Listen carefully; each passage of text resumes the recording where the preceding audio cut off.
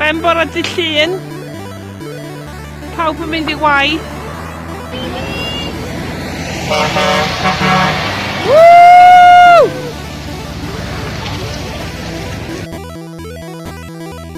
Helo, da ni yma fel cangen YesCymru Bro Ffestiniog. Da ni yma ar junction Mae'n Twrog I rannu'r negas I ddeud nad ydi San Steffan ddim yn gweithio. Westminster doesn't work. Independence is normal. Mae annibyniaeth yn rhywbeth hollol gyffredin, normal I wneud. Gwych, digon o gefnogaeth bore yma. YesCymru, Ia Cymru. Pobl yn dweud, Dydd Cymru ddim fforddio annibyniaeth.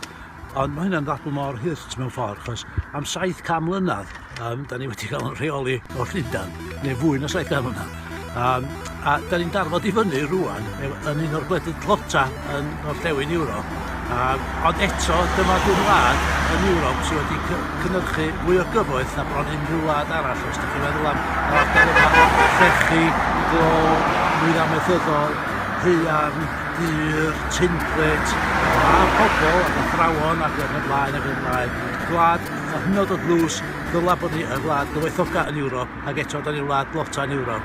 A ffwl sy'n eisiau cario ymlaen bod yr ardal wlad glota yn Ewrop. Da ni isio cychwyn y sgwrs positif amdan dyfodol Cymru a dyfodol plant ni, rili, a y ffaith fedra ni fforddio I fod fel hyn a cario ymlaen fel hyn. Dwi'n meddwl y cwestiwn ydy Cymru yn gallu fforddio bod yn annibynnol? Wel, y cwestiwn mwyaf ydy Cymru yn gallu peidio fforddio bod yn annibynnol? Fydd pethau ddim cario ymlaen. So, ia, cychwyn y sgwrs. Hefyd, dim am edrych yn ôl, mae o am symud ymlaen. Ond dim efo gobaith chwaith, ond efo ffydd, ynde? Gennym ni ffydd bod ni'n gallu creu dyfodol gwell i'r genedlaethau iau ymlaen.